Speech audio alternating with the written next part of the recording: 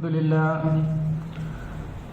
الذي هدانا لهذا وما كنا نهتدي لولا أن هدانا الله نحمده ونستعينه ونؤمن به ونتوكل عليه ونعوذ بالله من شرور أنفسنا ومن سيئات أعمالنا من يهده الله فلا مضل له ومن يضلل فلا هادي له وأشهد أن لا إله إلا الله وحده لا شريك له وأشهد أن محمدا عبده ورسوله أرسله بالهدى ودين الحق ليظهره على الدين كله ولو كره المشركون اللهم صل على محمد وعلى آل محمد كما صليت على إبراهيم وعلى آل إبراهيم وبارك على محمد وعلى آل محمد كما باركت على إبراهيم وعلى آل إبراهيم إنك حميد مجيد أما بعد فإن خير الكلام كلام الله وخير الهدي هدي محمد صلى الله عليه وسلم وشر الأمور محدثاتها وكل محدثة بدعة وكل بدعة ضلالة أعوذ بالله من الشيطان الرجيم يا أيها الذين آمنوا اتقوا الله حق تقاته ولا تموتن إلا وأنتم مسلمون بسم الله الرحمن الرحيم إن الذين قالوا ربنا الله ثم استقاموا فلا خوف عليهم ولا هم يحزنون أولئك أصحاب الجنة خالدين فيها جزاء بما كانوا يعملون ബഹുമാന്യരായ സത്യവിശ്വാസികളെ വിശ്വാസിനികളെ, റബ്ബ് സുബ്ഹാനഹു വ തആലയുടെ നിയമ നിർദ്ദേശങ്ങളെ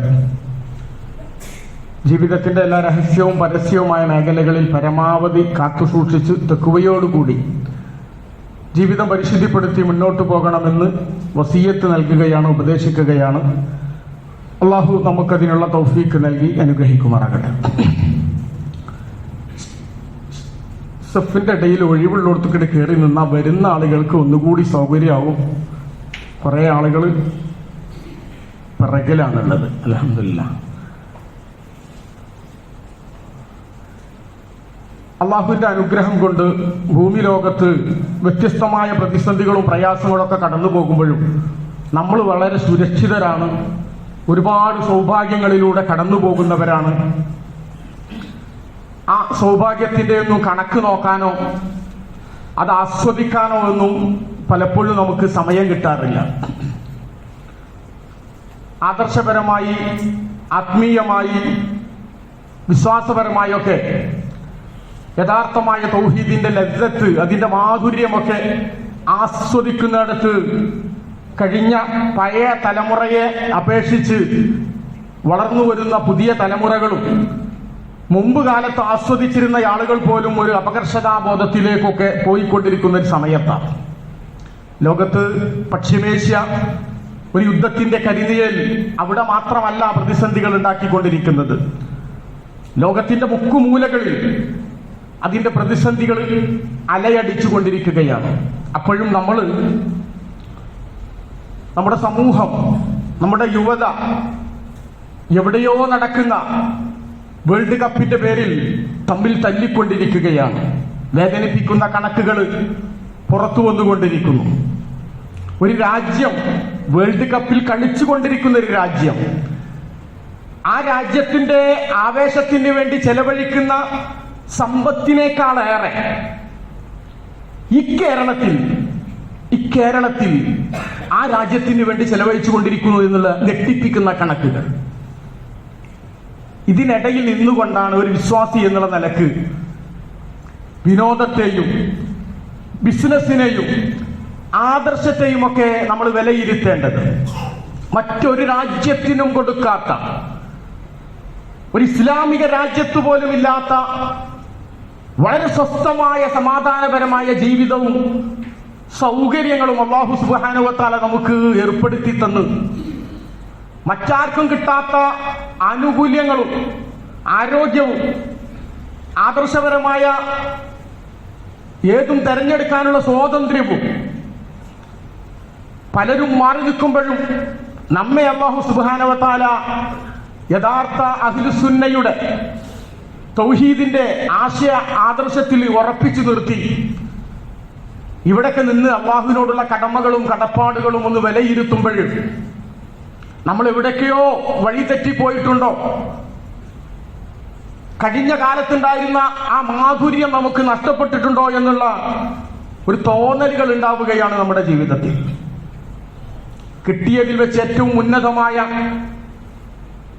ഒരു സൗഭാഗ്യമാണ് നമ്മൾ ഇന്ന് ആസ്വദിച്ചു കൊണ്ടിരിക്കുന്ന ലാ ഇലാഹ ഇല്ലല്ലാഹ് മുഹമ്മദുർ റസൂലുള്ളാഹ് എന്ന് പറയുന്ന ആശയാദർശത്തിന്റെ പിറകിലുള്ള തൗഹീദിന്റെ മാധുര്യം.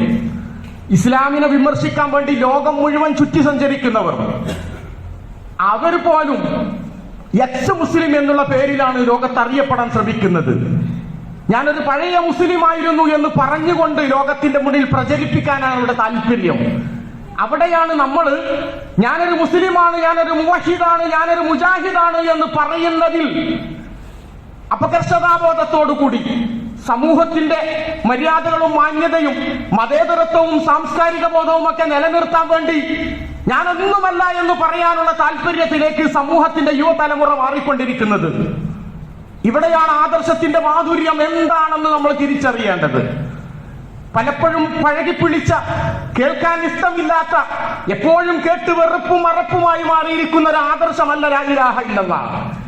ഫഅലം അന്നഹു ലാ ഇലാഹ ഇല്ലല്ലാഹ്, അറിയണം ലാ ഇലാഹ ഇല്ലല്ലാഹ് എന്താണെന്ന്, അത് എവിടെയാണ് നമ്മളെ കൊണ്ടെത്തിച്ചിരിക്കുന്നത് എന്ന്, അതിന്റെ ഏത് അവസ്ഥയിൽ നിന്നാണ് നമ്മൾ പുറകോട്ട് നടന്നത് എന്ന് വളരെ വിലയിരുത്തേണ്ട ഒരു സാഹചര്യത്തിലാണ് നമ്മളുള്ളത്.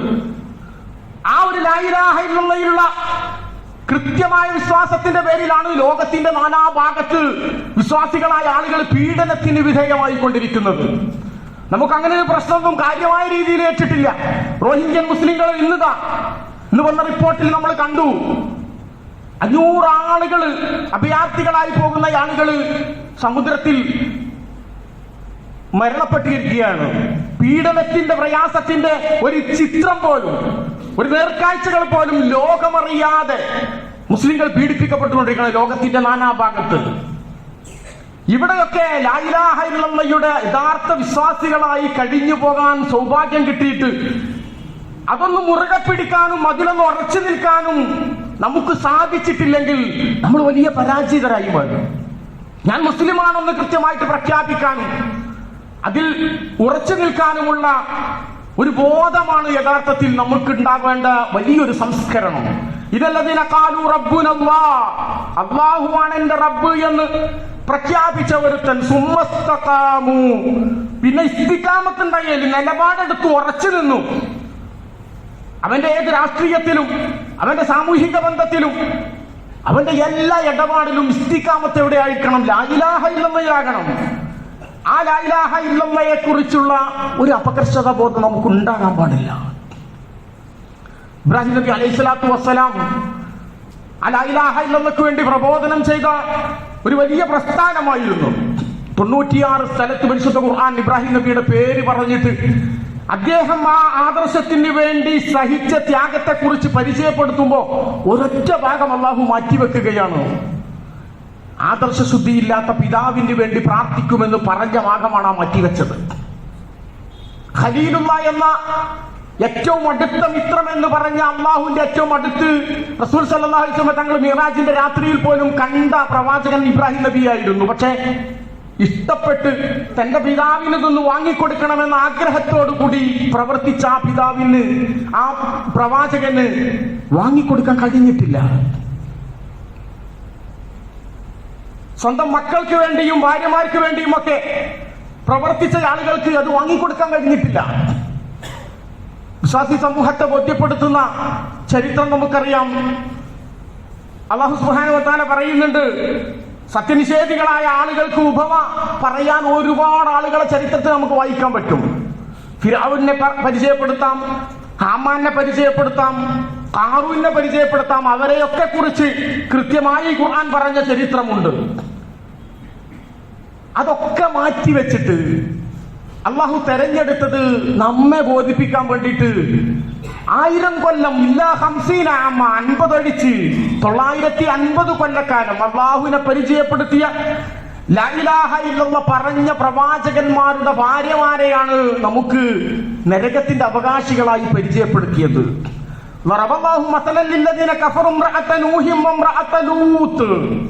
ഞാൻ നിങ്ങൾക്ക് ഉപമ പറഞ്ഞു തരാം. ആരുടെ ഉപമ? സത്യനിഷേധികളായ ആളുകളുടെ ഉപമ. അത് നൂഹ് നബിയുടെയും ലൂത്ത് നബിയുടെയും ഭാര്യമാരാണ്.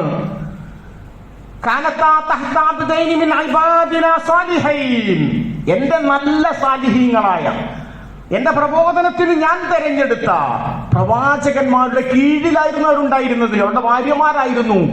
അവരുടെ ചൂടും ചൂരും അറിഞ്ഞ്, അവരുടെ എല്ലാം അറിഞ്ഞ് അവരുടെ കൂടെ ജീവിച്ച ആളുകളായിരുന്നു. പക്ഷേ അവർ രണ്ടുപേരും ഭർത്താക്കന്മാരെ വഞ്ചിച്ചു കളഞ്ഞു. നരകത്തിൽ കടക്കുന്നവരോടുകൂടെ നരകത്തിൽ കടക്കാൻ വേണ്ടി ഞാൻ പറഞ്ഞു. ഇനി നൂഹ് നബിയുടെയും ലൂത്ത് നബിയുടെയും ഭാര്യമാരെ അള്ളാഹു നരകത്തിൽ ഇടുക എന്ന് തീരുമാനിച്ചു എന്ന് വെക്കുക. ആ സംഭവം നമ്മളോട് പറയേണ്ട കാര്യം എന്താ? പ്രവാചകന്മാരായിട്ട് നമുക്ക് പരിചയപ്പെടുത്തി. ആ പരിചയപ്പെടുത്തിയ പ്രവാചകന്മാരുടെ ഭാര്യമാരെ ഞാൻ നരകത്തിടാൻ പോവാന്ന് പറഞ്ഞതിന്റെ അർത്ഥം എന്താ? അവർക്ക് പോലും വാങ്ങിക്കൊടുക്കാനോ അല്ലെങ്കിൽ അവർക്ക് സ്വാധീനിക്കാനോ കഴിയാത്ത വലിയൊരു ആദർശത്തിലാണ് നിങ്ങളുള്ളത്. അവിടെയാണ് നിങ്ങൾ എത്തിച്ചിട്ടുള്ളത്.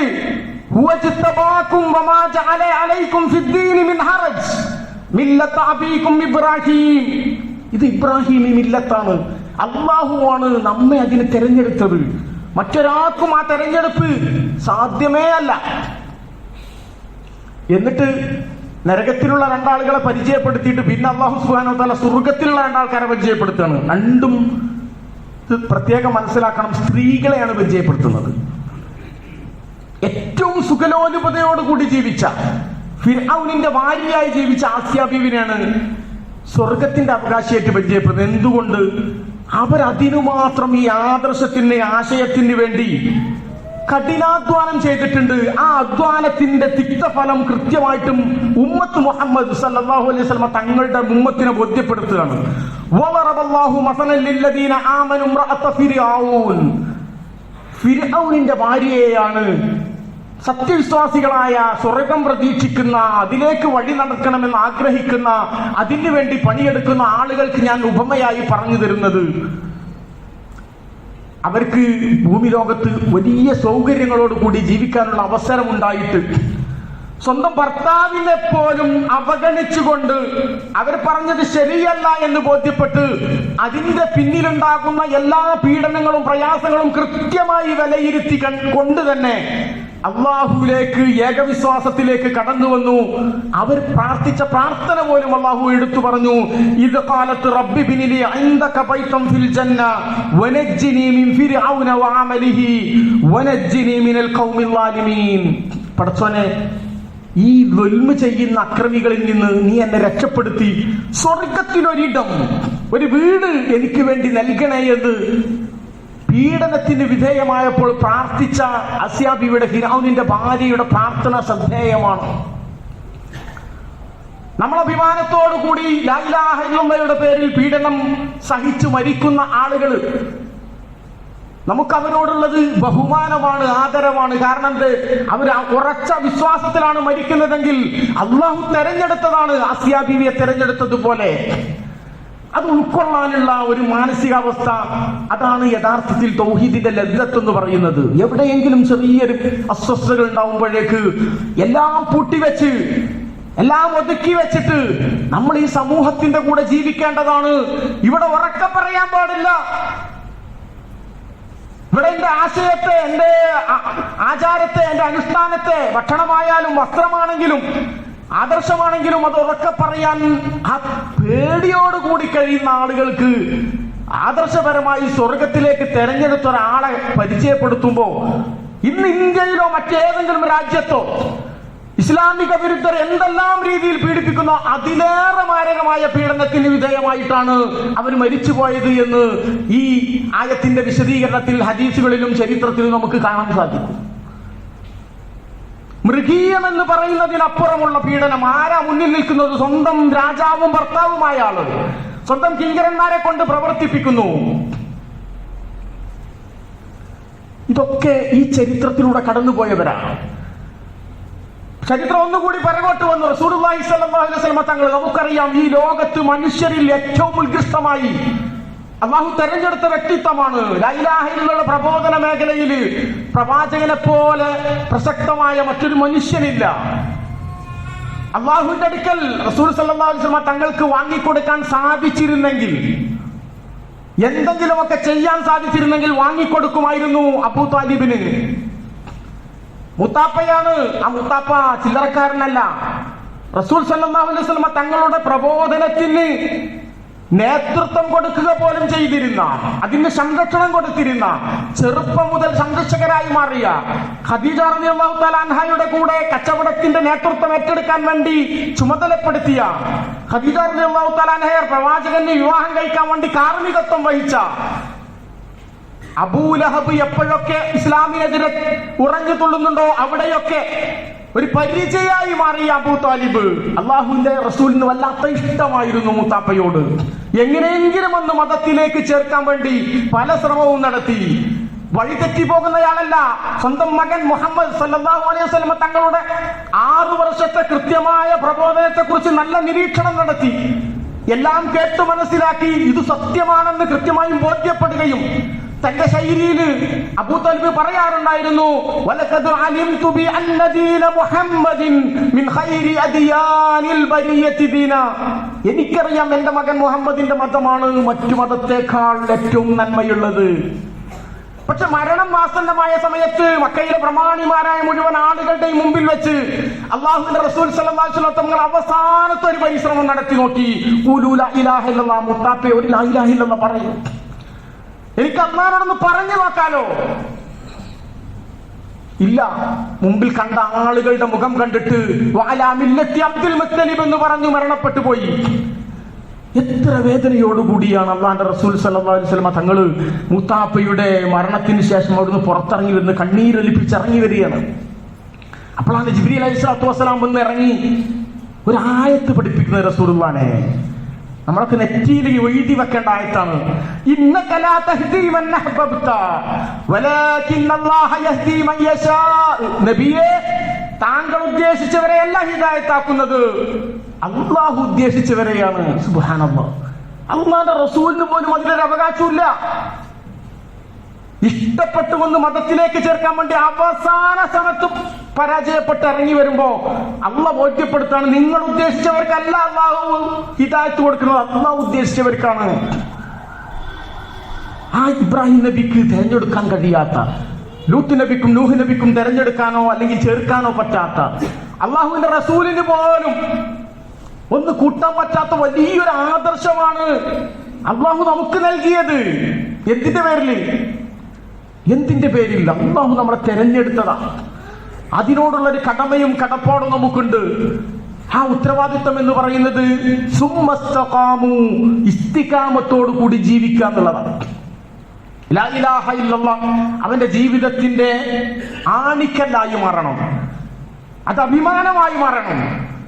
ഞാൻ ആ ആശയത്തിലും ആദർശത്തിലും നിൽക്കുന്നത് കൊണ്ട് എനിക്ക് അപകർഷതാബോധമല്ല, ഞാൻ ഇസ്സത്തോടു കൂടിയാണ് നിലനിൽക്കുന്നത്. എന്റെ ദുന്യാവിലെയും ആഖിറത്തിലെയും ജീവിതത്തിന് എന്റെ അടിസ്ഥാനം അതാണെന്ന് പ്രഖ്യാപിക്കാൻ നമുക്ക് സാധിക്കണം. അപ്പോഴാണ് ഇസ്തിഖാമത്ത് ഉണ്ടാവുക. ആ ഇസ്തിഖാമത്തോടു കൂടി പോകുന്ന ആളുകൾ ഫലാ ഖൗഫുൻ അലൈഹിം വലാ ഹും യഹ്സനൂൻ. ആകെ ദുന്യാവിലുള്ള 2 സംഗതി എന്താണ്? ഭയം, ദുഃഖം. അത് രണ്ടും അവർക്ക് ഉണ്ടാവൂല. കാരണം എന്താ? അവരവിടെ തവക്കുലാക്കി കഴിഞ്ഞു. ആ തവക്കുലാണ് യഥാർത്ഥത്തിൽ നമുക്കുണ്ടാവേണ്ടത്. എന്തു പ്രതിസന്ധിയെ നേരിടുമ്പോഴും അതിനെ പ്രതിരോധിക്കാൻ നമ്മുടെ മുമ്പിൽ ഒരു മാധുര്യമുള്ള നിഷ്കളങ്കമായ ലാ ഇലാഹ ഇല്ലല്ലാഹ് ഉണ്ടാവണം. അതിനപ്പുറം ഒന്നും ആലോചിക്കാതിരിക്കണം. അങ്ങനത്തെ ആളുകളെ സംബന്ധിച്ചിടത്തോളം ഉലൈക അസ്ഹാബുൽ ജന്ന, അവരാണ് യഥാർത്ഥ സ്വർഗത്തിന്റെ അവകാശികൾ. ഖാലിദീന ഫീഹാ ജസാഅൻ ബിമാ കാനൂ യഅമലൂൻ. സ്വർഗത്തിന്റെ അവകാശികൾ എന്ന് പറഞ്ഞ് അവസാനിപ്പിക്കുകയല്ല, നമ്മുടെ ചിന്തയെ കൊണ്ടുപോവുകയാണ്. ഖാലിദീന ഫീഹാ, 19 കൊല്ലം ജീവിക്കാൻ വേണ്ടി എന്തൊരു കഠിനാധ്വാനം നമ്മൾ ചെയ്യുന്നത്. 50-60 കഴിഞ്ഞിട്ടും നമുക്ക് ഇനി എത്രയാണ് കിട്ടുക എന്നുള്ളതിനെ കുറിച്ച് കൃത്യമായ ധാരണ ഉണ്ട്. എന്നാലും നമ്മുടെ അധ്വാനത്തിന്റെ 80%-90% ആ വരുന്ന 10 വർഷത്തിന് വേണ്ടിയുള്ള തിരക്ക് പിടിച്ച ഓട്ടത്തിലാണ്. അവിടെ അള്ളാഹു നമ്മെ ബോധ്യപ്പെടുത്തുന്നത് ഖാലിദീന ഫീഹാ, നിങ്ങൾ എന്നും ശാശ്വതന്മാരാണ്. വയസ്സിന്റെ, വർഷത്തിന്റെ, പ്രായത്തിന്റെ, വാർദ്ധക്യത്തിന്റെ ഒരു ലാഞ്ചനയും ഇല്ലാതെ എന്നെന്നും ജീവിക്കുന്നവരായിട്ട് അവർ സ്വർഗത്തിൽ കടക്കും. ജസാഅൻ ബിമാ കാനൂ യഅമലൂൻ. വെറുതെ കിട്ടുന്നതല്ലോ. ഇപ്പൊ നിങ്ങളുള്ള അവസ്ഥയിലുണ്ടല്ലോ, അവിടെ നല്ലോ പണിയെടുക്കണം. അതൊക്കെ പ്രതിഫലമായിട്ടാണ്. നിങ്ങൾ പണിയെടുത്തതിന്റെ, അധ്വാനിച്ചതിന്റെ പ്രതിഫലമായിട്ടാണ് ഈ പറഞ്ഞ ശാശ്വതമായ സ്വർഗത്തിൽ നിങ്ങൾ എത്തിപ്പെടുക എന്നുള്ളത് നിങ്ങൾക്ക് സാധ്യമാകുന്നത്. അത് സാധ്യമാകുന്നത് ഇന്നല്ലദീന ഖാലൂ റബ്ബുനല്ലാഹ് സുമ്മ ഇസ്തഖാമു. ആ ക്വാളിറ്റി ഉള്ള ആൾക്കാരാണ്. അല്ലാഹുവാണ് എന്റെ രക്ഷിതാവെന്ന് പ്രഖ്യാപിക്കുകയും സുമ്മ ഇസ്തഖാമു, പിന്നെ ഇസ്തിഖാമത്ത് നിലനിർത്തുകയും ചെയ്ത ആളുകൾ. അങ്ങനെയുള്ള ആളുകൾക്കാണ് ഈ ദുഃഖമില്ലാത്ത, ടെൻഷനില്ലാത്ത, ഭയമില്ലാത്ത ലോകത്ത്, ഭൂമിയിലും ആഖിറത്തിലാണെങ്കിലും അവിടെ ജീവിക്കാനുള്ള അവകാശവും അവിടെ ശാശ്വതമായി നിലകൊള്ളാനുള്ള അവകാശവും ഉള്ളത്. അവസാനം പറഞ്ഞത് നമുക്കുള്ള വലിയ ഒരു താക്കീതാണ്. ജസാഅൻ ബിമാ കാനൂ യഅമലൂൻ. അത് കിട്ടാനുള്ള എന്തു പണിയാണ് നമ്മൾ എടുത്തത് എന്നാണ് കൃത്യമായി ചോദ്യചിഹ്നമായി നമ്മുടെ മനസ്സിലുണ്ടാവേണ്ടത്. ജസാഅൻ ബിമാ കാനൂ യഅമലൂൻ. നമ്മുടെ പണിയിൽ, അധ്വാനത്തിൽ, പരിശ്രമത്തിൽ അശാശ്വതമായ സ്വർഗം കിട്ടാൻ വേണ്ടിയിട്ടുള്ള ലാ ഇലാഹ ഇല്ലല്ലാഹയുടെ പ്രഖ്യാപനത്തോടുകൂടെ എന്തൊരു പ്രവർത്തനമാണ് നമ്മുടെ ഭാഗത്ത് നിന്നുണ്ടായത് എന്ന് കൃത്യമായൊരു വിലയിരുത്തലാണ് നമ്മൾ നടത്തേണ്ടത്. അല്ലാഹു സുബ്ഹാനഹു വ തആല ആ ആശയവും ആദർശവും മാധുര്യത്തോടു കൂടി ആസ്വദിക്കാൻ, അതിന്റെ കീഴിൽ നിന്നുകൊണ്ട് പ്രവർത്തിക്കാനും അല്ലാഹു നമുക്ക് തൗഫീക്ക് നൽകി അനുഗ്രഹിക്കുമാറാകട്ടെ.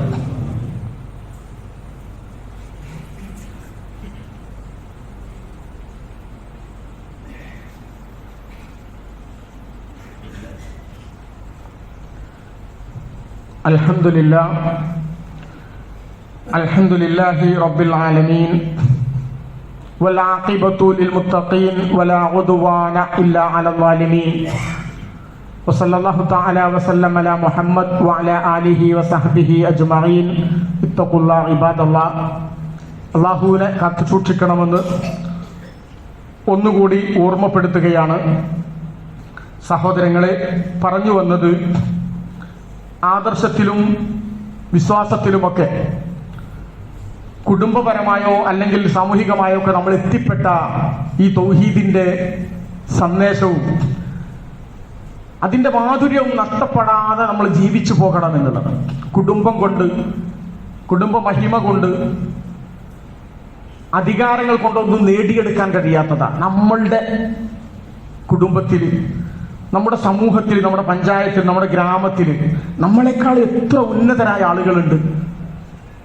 സൗകര്യം കൊണ്ട്, സൗന്ദര്യം കൊണ്ട്, അധികാരം കൊണ്ട്, എല്ലാം കൊണ്ടും ഉന്നതരായ ഒരുപാട് ആളുകളെ പുറത്ത് നിർത്തിയിട്ടാണ് സാധുക്കളിൽ സാധുക്കളായ നമ്മളെ കുറച്ച് ആളുകൾ എന്ത് ചെയ്തത്, ഈ ഒരു നിഷ്കളങ്കമായ ആശയത്തിലേക്ക് അള്ളാഹു കൊണ്ടുവന്ന് ഏൽപ്പിച്ചിട്ടുള്ളത്. ഒരു വലിയ ഉത്തരവാദിത്വം. അത് നഷ്ടപ്പെടുത്താതെ, അതിന് കളങ്കം വരാതെ നമ്മുടെ ജീവിതം പരിശുദ്ധിപ്പെടുത്തുക എന്നുള്ളതാണ് ഒന്നാമത്തെ ഉത്തരവാദിത്വം. രണ്ടാമത്തത്, ആ ഒരു ആശയാദർശത്തിന്റെ പ്രബോധന രംഗത്ത് നമുക്ക് സാധിക്കുന്നത് നിർവഹിക്കുക എന്നുള്ളതാണ്.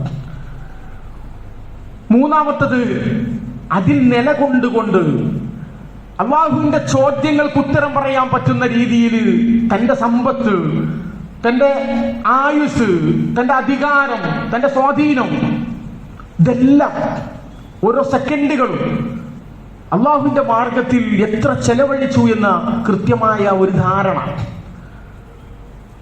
അനുഗ്രഹങ്ങളെ വിലയിരുത്തി അതിനനുസരിച്ച് ശുക്ർ ചെയ്യുന്നവരായി മാറാനുള്ള ഒരു പരിശ്രമം, ഇതൊക്കെയാണ് നമുക്ക് അള്ളാഹുവിന്റെ മാർഗത്തിൽ ചെയ്യാനുള്ളത്.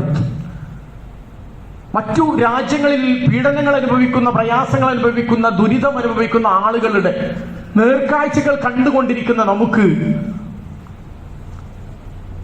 നമ്മുടെ ജീവിതത്തിലെങ്കിലും അത് കണ്ടിട്ട് ഒരു മാറ്റമുണ്ടാകുന്നില്ലെങ്കിൽ,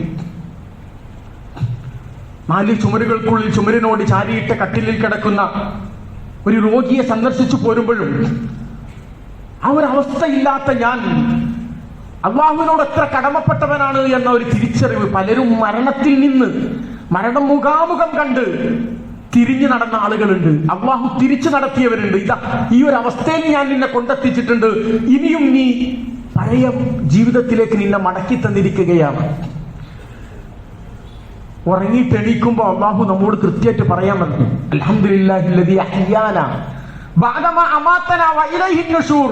മരണമാകുന്ന ഉറക്കില്, ഒന്നും അറിയാത്ത അവസ്ഥയിൽ നിനക്ക് സുഖനിദ്ര നൽകി, സന്തോഷവും സമാധാനവും ആരോഗ്യത്തിന് നല്ല ഉന്മേഷവും നൽകി, ഇതാ പുതിയൊരു ജീവിതത്തിലേക്ക് നീ ഇന്ന് പ്രവേശിക്കുകയാണ്. രാവിലെ ഇന്നലെ കടന്ന പലരെയും ഇന്നെന്ന് പറയുന്ന ദിവസം കാണിക്കാതെ മരിപ്പിക്കാൻ എനിക്ക് സാധിക്കും. നിന്റെ ഔദാര്യമായിട്ട് ഞാൻ തന്നതാണ്. അതുകൊണ്ട് അൽഹംദുലില്ലെന്ന് പറഞ്ഞിട്ടൊരു ദിവസത്തിന് തുടക്കം കുറിക്ക്. മരണമാകുന്ന അതിൽ നിന്ന്, അതുപോലെ പല രോഗത്തിൽ നിന്ന് നമ്മളെ രക്ഷപ്പെടുത്തി, പല അപകടങ്ങളിൽ നിന്ന് രക്ഷപ്പെടുത്തി. ഇതൊക്കെ അള്ളാഹു നമ്മളെ നിരീക്ഷിക്കാൻ വേണ്ടി ചെയ്യുന്ന വല്ലാത്ത ഔദാര്യമാണ്, അനുഗ്രഹമാണ്. അതൊക്കെ തിരിച്ചറിഞ്ഞുകൊണ്ടാണ് നമ്മൾ അള്ളാഹുവിന്റെ മുമ്പിൽ ജീവിതത്തെ സമർപ്പിക്കേണ്ടത്. ഏതു സമയത്തും നഷ്ടപ്പെടാൻ സാധ്യതയുള്ള ഔദാര്യങ്ങളും സൗഭാഗ്യങ്ങളുമാണ് നമ്മുടെ കയ്യിലുള്ളത്. അത് നമ്മുടെ സമ്പത്താണെങ്കിൽ നമുക്കറിയാം, നിമിഷ നേരം കൊണ്ട് ഇല്ലാതായിപ്പോകും. നമ്മുടെ ആരോഗ്യം ഒരൊറ്റ സ്ട്രോക്ക് ബാധിച്ചാൽ കടിഞ്ഞു പോകും. നമ്മുടെ ഈമാൻ അത് നമ്മൾ കാത്തു സൂക്ഷിച്ച് അവർക്ക് കൊള്ളയടിക്കാൻ കഴിയില്ല. പക്ഷെ അതും നഷ്ടപ്പെട്ടു പോകാൻ സാധ്യതയുള്ളതായതുകൊണ്ട് അള്ളാഹുവിന്റെ റസൂൽ സല്ലല്ലാഹു അലൈഹി വസല്ലം തങ്ങൾ പറഞ്ഞു, 17 തവണ നെഞ്ചത്ത് കൈവച്ചിട്ട് നീ പറയേണ്ടത് എന്താ? ഇഹ്ദിനസ് സിറാത്തൽ മുസ്തഖീം. ആ മുസ്തഖീമിൽ നിന്നെ വഴി നടത്തണേ പടച്ചോനെ. അബൂബക്കർ റളിയല്ലാഹു തആല അൻഹു നമുക്കൊക്കെ അറിയാം, പ്രവാചകൻ സല്ലല്ലാഹു അലൈഹി വസല്ലം തങ്ങൾ കഴിഞ്ഞാൽ പിന്നെ ഒന്നാമത്തെ ഖലീഫയാണ്, ഒന്നാമത്തെ വലിയാണ്. ഏതു പ്രശ്നത്തിലും റസൂലുള്ളാഹിന്റെ കൂടെ നിന്ന അനുചരനാണ്. കിടക്കുന്നതും കൂടെ തന്നെയാണ്, തൊട്ടടുത്ത്. അവരോടാണ് അള്ളാഹുവിന്റെ പ്രവാചകൻ പറയുന്നത്, അബൂബക്കറെ നീ എപ്പോഴും പ്രാർത്ഥിച്ചു കൊണ്ടിരിക്കണം. അല്ലാഹുമ്മ ലാ തസിഗ് ഖുലൂബനാ ബഅദ ഇദ് ഹദൈതനാ വഹബ് ലനാ മിൻ ലദുൻക റഹ്മ. അല്ലാഹുവേ, ഞങ്ങളെ ഹിദായത്ത് അത് കൃത്യമായി നൽകി ഞങ്ങളൊരു വഴിയെ സഞ്ചരിച്ചു കൊണ്ടിരിക്കുമ്പോൾ അതിൽ നിന്ന് നീ ഞങ്ങളെ വഴിതെറ്റിക്കല്ല പടച്ചോനെ, വഴിതെറ്റിക്കല്ല എന്ന് പ്രത്യേകം പ്രാർത്ഥിച്ചു കൊണ്ടിരിക്കണം. മറ്റാരെ കുറിച്ചും നമ്മൾ അപരാധം പറഞ്ഞുകൂടാ. ആരെയും എപ്പോഴും അള്ളാഹുവിന് തിരഞ്ഞെടുക്കാം. നമ്മളിൽ കിട്ടിയ ഈ ആദർശത്തെ കാത്തു സൂക്ഷിക്കാനുള്ള പരിച, അതിനുള്ള സുരക്ഷിതത്വം, സെക്യൂരിറ്റി, അത് എത്രമാത്രം നമ്മൾ നടപ്പാക്കുന്നുണ്ട്. നമ്മുടെ അടുത്തുള്ള സമ്പത്ത്, നമ്മുടെ സ്വർണം ഇത്ര സുരക്ഷിതമായിട്ടാണ് നമ്മൾ സൂക്ഷിക്കുന്നത്. ആരോഗ്യത്തിന് ചെറിയ തകരാറ് സംഭവിക്കുമ്പോഴേക്ക് ഓരോ ആഴ്ചയിലും മാസത്തിലും നമ്മൾ ടെസ്റ്റ് നടത്തുകയാണ്. ഷുഗർ കൂടിയോ കുറഞ്ഞോ, കൊളസ്ട്രോൾ കൂടിയോ കുറഞ്ഞോ, അതിനനുസരിച്ച് ഭക്ഷണത്തെ പാകപ്പെടുത്തുന്നു, വ്യായാമം തുടങ്ങുന്നു, എല്ലാം ചെയ്യുന്നു. കുടുംബത്തിന്റെ ഭദ്രതയ്ക്ക് വേണ്ടി അധാരക്കെട്ടുകൾ ഇങ്ങനെ കൃത്യമായിട്ടും അതിന്റെ നികുതി അടച്ച് അതിന്റെ കൃത്യമായ നിയമങ്ങളൊക്കെ പാലിച്ച് നമ്മൾ സംരക്ഷിച്ചു കൊണ്ടിരിക്കുകയാണ്. അവിടെയൊക്കെയുള്ള നമ്മൾ അള്ളാഹു ഔദാര്യമായി നമുക്ക് നൽകിയ ഈ ലാ ഇലാഹ ഇല്ലല്ലാഹ് എന്ന ആശയാദർശത്തെ സംരക്ഷിക്കാൻ എന്ത് സുരക്ഷിതത്വ ബോധമാണ്, എന്ത് സുരക്ഷാ കവചമാണ് നമ്മൾ ഒരുക്കുന്നത്. ആത്മാർത്ഥമായിട്ട് അള്ളാഹുവിനോട് പ്രാർത്ഥിക്കാനെങ്കിലും നമുക്ക് കഴിയുന്നുണ്ടോ? അൽഹംദുലില്ലാഹില്ലദീ ഹദാനാ ലിഹാദാ വമാ കുന്നാ നഹ്തദിയ ലൗലാ അൻ ഹദാനല്ലാഹ്. പടച്ചോനെ, ഇത് നിലനിർത്തിയിട്ടില്ലെങ്കിൽ, തന്നിട്ടില്ലെങ്കിൽ ഞങ്ങൾ ഇതിലെത്തൂലായിരുന്നു. അള്ളാഹു ആർക്കൊക്കെ എപ്പോഴൊക്കെയാ കൊടുത്തത് നമുക്കറിയാം. ഉഹുദിന്റെ രണാങ്കണത്തിൽ ഹംസത്തുൽ ഖറാർ റളിയല്ലാഹു തആല അൻഹു അവിടുത്തെ ശുഹദാക്കളുടെ നേതാവാണ്. റസൂൽ സല്ലല്ലാഹു അലൈഹി വസല്ലം തങ്ങളുടെ എളാപ്പയാണ്, ഏറ്റവും ഇഷ്ടപ്പെട്ട എളാപ്പ. വഹംസത്തുൽ ഖറാരി അമ്മിൽ മുസ്തഫ അസദിൽ ഇലാഹി വസയ്യിദുശ് ശുഹദാഇ. ശുഹദാക്കളുടെ നേതാവാണ്. അദ്ദേഹത്തെ അവിടെ ചാട്ടുളിയെറിഞ്ഞ് വീഴ്ത്തിയ വഹ്ശി അതിന് ചുമതലപ്പെടുത്തി 1.5 കൊല്ലമായിട്ട് നിരന്തരം പരീക്ഷണങ്ങളും പരിരക്ഷ കൊടുത്തുകൊണ്ട്, ട്രെയിനിങ് കൊടുത്തുകൊണ്ട് വളർത്തിയെടുത്ത ഹിന്ദ്, ആ ഉഹുദിന്റെ രണാങ്കണത്തിലേക്ക് യുദ്ധത്തിന് നേതൃത്വം കൊടുത്ത അബൂ സുഫിയാൻ അടക്കമുള്ള ആളുകൾ, അതിന് നേതൃത്വം കൊടുത്ത ഖാലിദ് ബിൻ വലീദ് പറഞ്ഞ ആളുകളൊക്കെ പിൻകാലത്ത് റളിയല്ലാഹു അൻഹും എന്ന് പറയുന്ന ദർജയിലേക്ക് അല്ലാഹു സുബ്ഹാനഹു വ തആല ഉയർത്തിക്കൊണ്ടുവന്നിട്ട് ഷഹാദത്തിന്റെ മാധുര്യം ആസ്വദിപ്പിച്ചിട്ട് അവർ സ്വർഗത്തിലേക്ക് കടന്നു വരുമ്പോൾ അവർ കൊന്ന ഹംസ റളിയല്ലാഹു അൻഹു ആ സ്വർഗത്തിലിരിക്കുകയാണ്. സുബ്ഹാനല്ലാഹ്. ഇതാണ് അള്ളാന്റെ തർത്തീബ്. ഇവിടെ ആർക്കും ഒരു കൈകടത്തലുമില്ല. റസൂൽ സല്ലല്ലാഹു അലൈഹി വസല്ലം തങ്ങൾ പറഞ്ഞില്ല, എന്റെ ഹംസയെ കൊന്നവനാണ് നീ, അതുകൊണ്ട് നിനക്ക് ഇസ്ലാമിൽ സർട്ടിഫിക്കറ്റ് ഇല്ല, മാറി നിൽക്കെന്ന് പറഞ്ഞില്ല. പക്ഷേ വേദനയുടെ കാഠിന്യം കൊണ്ട് വഹ്ശി പറയുകയാണ്, എന്റെ റസൂൽ പറഞ്ഞെന്നോട്, നിന്നെ കാണുമ്പോ എന്റെ ഹംസയെ എനിക്ക് ഓർമ്മ വരും, അതുകൊണ്ട് എന്റെ സദസ്സിലേക്ക് നീ നേരെ കടന്നു വരരുത്. വഹ്ശി എന്നെ പറയാണ് റളിയല്ലാഹു അൻഹു, ഞാൻ റസൂലുള്ളാഹിന്റെ സദസ്സിലേക്ക് പിറകിലൂടെ വന്നിട്ട് അതിൽ അംഗമാവാറാണ് പതിവ്. ഇങ്ങനെയുള്ള ഒരു തെരഞ്ഞെടുപ്പൊക്കെ ആദർശ രംഗത്ത് നടത്തിയ ഇസ്ലാമിലാണ് ഒരു ഔദാര്യമായിട്ട് ഒരു പരീക്ഷണമോ അല്ലെങ്കിൽ പ്രയാസമോ ദുരിതമോ ബുദ്ധിമുട്ടോ ഇല്ലാതെ അള്ളാഹു നമ്മളെങ്ങനെ സ്വസ്ഥമായിട്ട് വിട്ടിരിക്കുകയാണ്. നമ്മൾ AC റൂമിൽ നിന്ന് ഇറങ്ങിയാൽ AC കാറിലേക്ക്, AC കാറിൽ നിന്ന് ഇറങ്ങിയാൽ AC ഓഫീസിലേക്ക്, സൂപ്പർ മാർക്കറ്റിൽ ചെന്നാൽ അവിടെ നമുക്ക് AC വേണോ, ഹോട്ടലിൽ ചെന്നാൽ അവിടെ AC ഉള്ളിടത്ത് നമ്മൾ ഇരിക്കുള്ളൂ. എന്തൊരു സുന്ദരം. എന്നിട്ട് അള്ളാഹു ഇങ്ങനെ നിരീക്ഷിക്കുകയാണ്. ഇതൊക്കെ ചെയ്തു കൊടുത്തിട്ട് എന്താ അതിന്റെ പണി? മറുപടി പറയേണ്ടി വരില്ലേ അള്ളാന്റെ മുമ്പിൽ നമുക്ക്? ഇസ്ലാമിക രാജ്യത്ത് പോലും ഇത്ര സമാധാനത്തോടു കൂടി ജീവിക്കാൻ കഴിയാത്ത കാലഘട്ടത്തിലാണ് നമ്മൾ ഈ മതേതര രാജ്യത്ത് ഇങ്ങനെയൊക്കെ ഉറക്കെ പറഞ്ഞ് നമ്മൾ മുന്നോട്ട് പോയിക്കൊണ്ടിരിക്കുന്നത്. അള്ളാഹു ഇത് നിലനിർത്തി തരുമാറാകട്ടെ. അള്ളാഹുവേ, ഞങ്ങൾ ദുർബലരാണ്. ആദർശ ആശയ രംഗത്ത് ഒരുപാട് ദൗർബല്യങ്ങൾ ഞങ്ങൾക്ക് സംഭവിച്ചു പോയിട്ടുണ്ട്. ഉറച്ചു നിൽക്കാനുള്ള തൗഫീക്ക് നൽകണേ തമ്പുരാനെ. മരിക്കുന്നത് വരെ ലാ ഇലാഹ ഇല്ലല്ലാഹയുടെ അവകാശിയായിട്ട് അഭിമാനത്തോടു കൂടി ജീവിക്കാനുള്ള എല്ലാ സൗകര്യങ്ങളും സൗഭാഗ്യങ്ങളും നീ ഞങ്ങൾക്ക് നിലനിർത്തി തരണേ റബ്ബേ. ഞങ്ങളിൽപ്പെട്ട മരണപ്പെട്ടു പോയ ഞങ്ങളെ മുന്നേ നടന്ന ആളുകളുണ്ട്, അവർക്കെല്ലാം നീ മഗ്ഫിറത്തും റഹ്മത്തും നൽകി അനുഗ്രഹിക്കണേ തമ്പുരാനെ. അല്ലാഹുവേ, രോഗികളായി കിടക്കുന്ന ആളുകളുണ്ട്, അവർക്കെല്ലാം ശിഫ നൽകി അനുഗ്രഹിക്കണേ തമ്പുരാനെ. മറ്റൊരുത്തന്റെ പരസഹായത്തിനു വേണ്ടി കെട്ടിക്കിടക്കേണ്ട ഒരു ഗതികേട് നീ ഞങ്ങൾക്ക് വരുത്തല്ല തമ്പുരാനെ. ഞങ്ങളുടെ തലമുറ വഴിതെറ്റിപ്പോയിക്കൊണ്ടിരിക്കുകയാണ്. അള്ളാഹുവേ, ഹിദായത്ത് നൽകി അനുഗ്രഹിക്കണേ തമ്പുരാനെ. ഭൗതിക ജ്വരത്തിനകപ്പെട്ടുകൊണ്ട് മാതാപിതാക്കൾ എന്ന തിരിച്ചറിവോ സമൂഹത്തിലെ നന്മ എന്ന തിരിച്ചറിവോ ഇല്ലാത്ത വിധം ലഹരിക്കടിമപ്പെട്ടുകൊണ്ടിരിക്കുകയാണ്. നീ മോചിപ്പിക്കണേ തമ്പുരാനെ.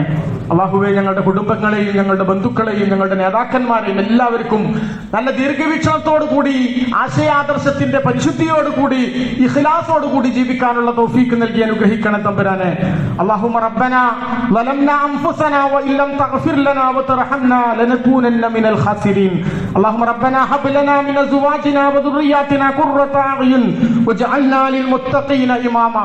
اللهم اغفر للمؤمنين والمؤمنات والمسلمين والمسلمات والأحياء منهم والأموات إنك مجيب الدعوات.